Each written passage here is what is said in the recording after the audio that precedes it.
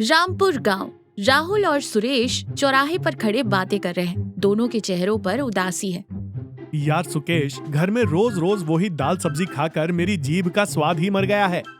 मेरी भी वही हालत है राहुल। मेरी बीवी तो रविवार को भी मटन नहीं बनाती। महंगाई भी तो आसमान छू रही है। किलो भर मटन 1000 रुपए पार कर गया है। हम जैसों के लिए मटन बिरयानी तो अब एक सपना हो गई है यार।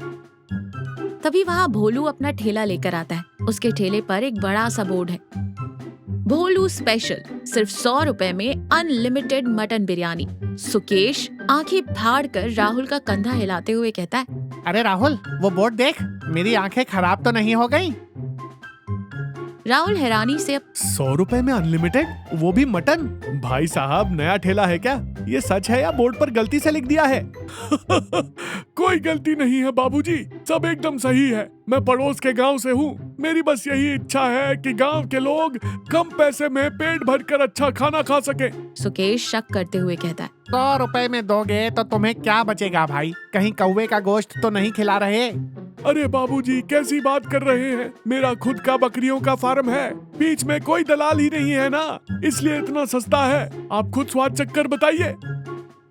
तो फिर लगा दो हमारे लिए एक प्लेट। आज तो पेट फट जाना चाहिए। राहुल, सिर्फ 100 रुपए की तो बात है, तू ही दे दे यार। क्या?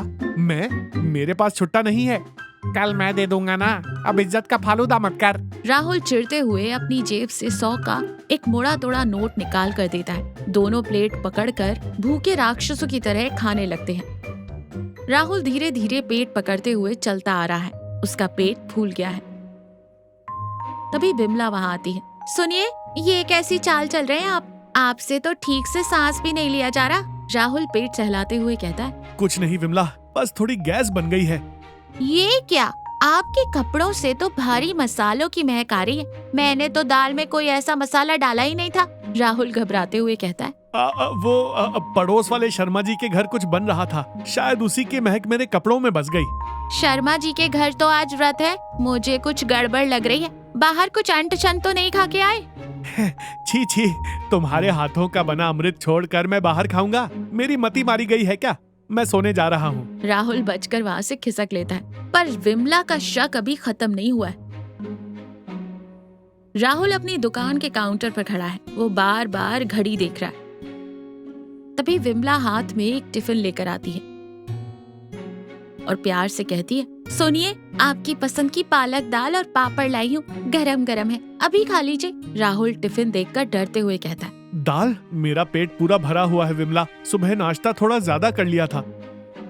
सुबह आपने सिर्फ 2 इडली खाई थी, दोपहर के 2 बज चुके हैं, चुपचाप खा लीजिए। तभी वहाँ सुकेश आता है। वो राहुल को आंख मारता है। भाभी जी नमस्ते। अरे राहुल, होलसेल मार्केट से सामान लेने जाना था ना, टाइम हो रहा है, चल। हाँ विमला, मुझे बहुत जरूरी काम है। तू ये टिफिन वापस घर ले जा, मैं रात को खा लूंगा। चल सुकेश। विमला दुखी होकर कहती है, पर सुनिए तो, कम से कम 2 होने वाले तो। राहुल बिना सुने सुकेश के साथ भाग जाता है। विमला टिफिन हाथ में लिए उदास होकर उन्हें जाते हुए देखती रहती है। राहुल और सुकेश प्लेट पकड़कर बुरी तरह खा रहे हैं। भोलू उन्हें देखकर मन ही मन हंस रहा है। सुकेश मुंह में खाना ठूसते हुए कहता है, यार राहुल, मेरी ये 5वीं प्लेट है, तूने कितनी खाई? मैंने 4 प्लेट उड़ा दी। पेट टाइट हो गया है, पर इसकी खुशबू ऐसी है कि छोड़ने का मन ही नहीं कर रहा। बोटी मुंह में जाते ही रुई की तरह पिघल रही है यार। सही कहा, भोलू एकदम बिना हड्डी का नरम गोश्त चुनकर बनाता है। भोलू बड़े चम्मच से हिलाते हुए कहता है, क्या बाबूजी, बातें मत कीजिए, एक और चम्मच डालूं क्या? अनलिमिटेड बोले तो अनलिमिटेड। डाल दे भोलू, इस जन्म के लिए इतना बहुत है। घर की दाल खा खा कर मेरी जिंदगी भी दाल बन गई थी। तू तो भगवान है भाई। फिर दोनों मुकाबला करके खाने लगते हैं। राहुल का चेहरा उतरा हुआ है। वो पेट पकड़कर जमीन पर बैठा, उसके चेहरे पर पसीना भी है। विमला परेशान होकर कहती है, क्या हुआ? आपका चेहरा इतना पीला क्यों पड़ गया? पेट में दर्द है क्या? राहुल कमजोरी से करहाते हुए कहता है, पेट में बहुत गुड़गुड़ हो रही है। ऐसा लग रहा है जैसे अंदर कोई महाभारत चल रही है। मैंने पहले ही कहा था, आप पक्का बाहर कुछ उल्टा सीधा खा रहे हैं। रुकिए, मैं अभी अजवाइन का काढ़ा बनाकर लाती हूँ। आज दुकान मत जाइएगा। विमला अंदर रसोई में जाती है। तभी राहुल का फोन बजता है। सुकेश का फोन है। राहुल उठाता है। राहुल, कहाँ है? आज भोलू का डबल मसाला स्पेशल है, ठेले पर भीड़ बढ़ रही है, जल्दी आ। राहुल पेट दर्द को बर्दाश्त करते हुए कहता है। आ रहा हूँ यार, मेरी जान भले ही चली जाए पर मैं वो बिरयानी नहीं छोड़ूंगा। राहुल जबरदस्ती उठता है और विमला के आने से पहले ही घर से भाग जाता है। राहुल की हालत बहुत खराब है। वो काउंटर पर सिर रखकर करहा रहा है। तभी सुकेश पेट पकड़कर रोते हुए अंदर आता है। सुकेश दर्द से मुड़ते हुए कहता है। राहुल, मेरी तो जान निकल रही है यार। राहुल बिना सिर उठाए कहता है। तू यहाँ क्यों आया है? मैंने इसी काउंटर के पीछे 3 बार उल्टी कर दी है। सुबह से 10 बार बाथरूम भाग चुका हूँ। तभी विमला भागती हुई वहाँ आती है। दोनों की हालत देखकर वो चौंक जाती है और घबरा कर कहती है, हे भगवान, ये क्या हालत बना ली है आप दोनों ने। मैं कह कह कर थक गई पर आपने मेरी एक न सुनी। चलिए अब जल्दी अस्पताल। विमला दोनों को अपने कंधे का सहारा देकर वहाँ से ले जाती है। डॉक्टर राहुल और सुकेश का चेकअप कर रहा है। दोनों बिस्तरों पर कमजोर पड़े हैं और उन्हें ग्लूकोज चढ़ रहा है।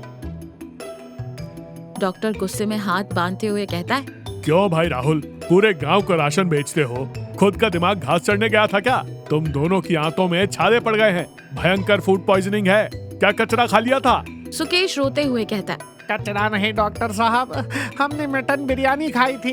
मटन? तुम्हारी शक्लों से लगता है कि तुम्हें मटन नसीब होगा। वो चौराहे पर जो भोलू का ठेला है ना डॉक्टर साहब, उसी का 100 रुपए का अनलिमिटेड मटन खाया था। 100 रुपए में? अरे सुकेश, तू अपना दिमाग दर्जी की दुकान पर छोड़ आया था क्या? 100 रुपए में आजकल आधा किलो प्याज नहीं आता। वो तुम्हें मटन बिरयानी देगा? उसने पक्का खाने में कोई भयंकर मिलावट की है। 1 हफ्ते तक बिस्तर से मत उठना। घर की खिचड़ी के अलावा कुछ भी खाया तो सीधा ऊपर जाओगे। विमला गुस्से में साड़ी का पल्लू कमर में खोसकर भोलू के ठेले के पास आती है। ठेले पर ताला लगा है। भोलू भाग चुका है। विमला आसपास देखती है। ठेले के नीचे उसे एक बड़ा सा कूड़ेदान दिखाई देता है। विमला कूड़ेदान में झांकते हुए कहती है, आज अगर वो धोखेबाज मेरे हाथ लग जाता तो उसकी खाल उधेड़ देती। भाग गया डरपोक। विमला कूड़ेदान से एक खाली गत्ते का डिब्बा निकालती है। उसके साथ एक छोटी सी काले रंग की शीशी भी है। डिब्बे पर जो लिखा है विमला उसे पढ़ती है, सोया चंक्स मील मेकर, और उस काली शीशी पर लिखा था आर्टिफिशियल मटन फ्लेवर एसेंस, नकली मटन की खुशबू। विमला को अब पूरी बात समझ आ जाती है। विमला खुद से कहती है, ओहो, तो ये कहानी थी। मैं तो पहले ही समझ गई थी कि 100 रुपए में मटन कैसे मिल सकता है। इन आदमियों का सारा ध्यान बस अपने पेट पर होता है। दिमाग तो इनके घुटनों में है। राहुल और सुकेश लेटे हैं।